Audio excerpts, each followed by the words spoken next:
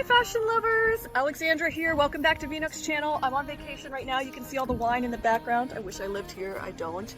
But anyway, today, it's windy and sunny. Today we're going to be diving into one of the biggest fashion trends of the moment. It's not just about aesthetics, it's really about adaptation to real world challenges. So it's called Recessioncore. And if you've been hearing whispers about it all over the internet, TikTok, Instagram, that kind of thing, but you're not quite sure what it means or how it's going to impact your closet, stay tuned because this video is for you. So what is Recessioncore? In simple terms, it's a fashion and lifestyle aesthetic that responds to economic hardship, and I know we're all feeling it. Economist George Taylor came up with the hemline index in the 1920s, literally linking skirt length with economic prosperity. Short skirts mean good times, long skirts mean times are not so good. Now we're seeing more neutrals, basics, and utility wear because people want stuff that will last over whatever weird micro trend was on TikTok for 15 minutes. So think minimalism, think re-wearing pieces, thrifting, you're taking clothes that have already been worn. It's like a return to basics. It's about dressing smart. You're not sacrificing style necessarily, but you are thinking more sustainably during these times of economic hardship and financial uncertainty.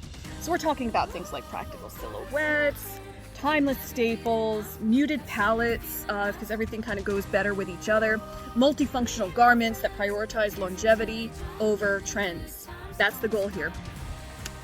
So Recessioncore may have been born out of deprivation, but it doesn't need to stay there. It's about intention. It's the chic cousin of quiet luxury, but with a more grounded, more budget conscientious kind of vibe for the people. Okay? That's us. We're the people. Probably if you're watching this, you're the people. I'm the people. So why are we talking about Recessioncore now, especially in the United States? Well, because it's hitting close to home, right? We've got inflation, there's layoffs in the federal government, tech industry, rising rent, grocery prices are through the roof. Many people are wisely reassessing their spending, their budgets, and I commend them, right? Me too.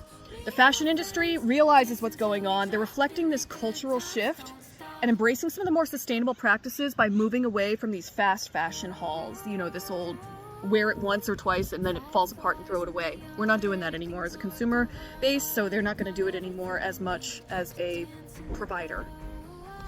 In moments of economic stress, fashion often takes on a utilitarian edge. Think 1930s simplicity, where kids were wearing things out of potato sacks. 2008's normcore moment, where it was a little bit more muted and understated. Or even think current day Ukraine, by the way, Slava Ukraini. History is repeating itself, but this time we've got more awareness about the planet and our pockets, and we also have the benefit of a much larger online village, if you will, to pass tips to one another. So we're not suffering in silence here. We have the ability to help each other out and pass on these good ideas that we come up with, and that's what I'm trying to do today. So please share this video with people who could use it. Recessioncore isn't just a niche term anymore. Influencers like Matilda Djerf, Jessica Rose, who's like fashion Mumbler, Brittany Bathgate, all of these have nodded to the movement in recent months.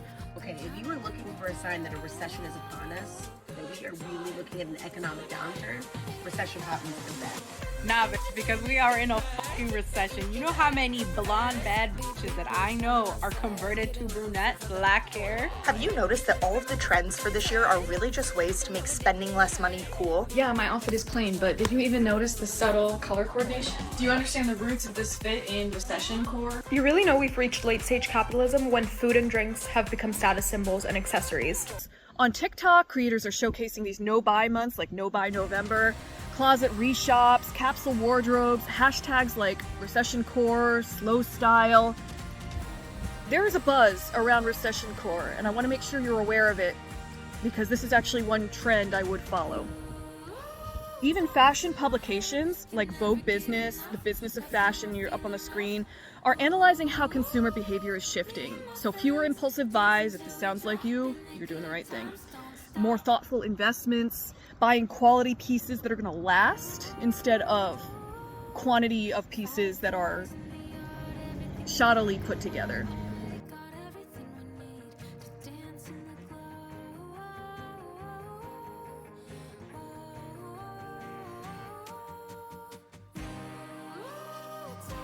Before shopping, assess what you already own. Don't just go shopping, just like you wouldn't go grocery shopping on an empty stomach. Don't go clothes shopping without knowing what's in your closet.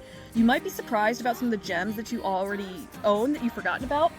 And ask yourself, do I need to buy another white t-shirt when I already have 3 of them in my closet?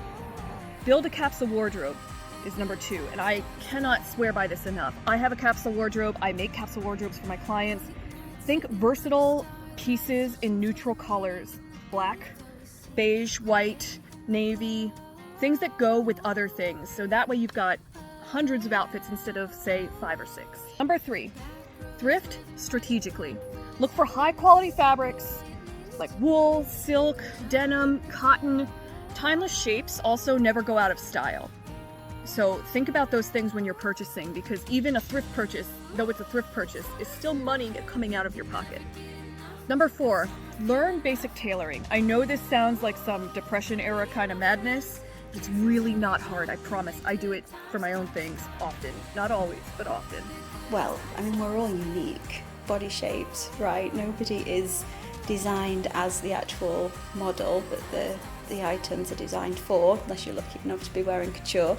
But especially for petites, where the proportions just are not ideal for us most of the time, finding a good tailor will completely transform the availability of clothes to you. A $10 alteration can make a $5 thrift find look like a $200 designer piece. Things you want to focus on for like jackets, they need to fit in the shoulders. Anything to make your waist look a little bit more tapered, that's usually a good investment in tailoring, whether you do it yourself or whether you take it somewhere. Number 5, shop your own wardrobe. Again, I kind of touched on this earlier, but it's a little bit of a twist. Instead of knowing what's already in your closet, ask yourself like this challenge question: how can I reimagine this piece? What can I do with it? Can I layer it? Can I mix textures? Can I put it on top so it turns into a vest? Can I belt this old blazer? What can I do? Can I turn this skirt into a dress just for today by bringing the waistband up above my bust line? There are so many things that you can do, and throw a belt on it. So many things that you can do to make your current pieces into new pieces. Number 6, invest in accessories. They can transform the most simple outfit and cost way less than a new wardrobe. And all of a sudden, I look chic and ready to go, just by adding sunglasses. Number 7, P.S. I like the sunglasses, I'm keeping them on. Number 7, follow the rule of 30. What the rule of 30 is basically, will I wear this piece 30 times? Do I foresee myself wearing it certainly more than once, right? At least 30 times. If the answer is no, it's probably not worth the money right now. Maybe in a different economy it would be worth it. But for now, I think you're going to get way more benefit out of having more money in your pocket. And even the mental exercise of doing the creative thinking to say, how can I use what I've already got to look banging for this party, or to look really, really good for this event that I have coming up without buying something new. And then you get the added bonus of you go and people compliment your outfit and you say, thanks, I've had it since I was 19, or something like that. I made this myself out of things in my closet, all I did was a quick stitch, or I threw a belt on it and it was ready to go. That's kind of cool. Number 8, use Pinterest. I am such a huge Pinterest fan. I have a gigantic Pinterest for my business, Vinok Personal Stylist, so I'll link that below. There is no shortage of ideas on there, but create boards that match your actual closet. That's the best thing you can do.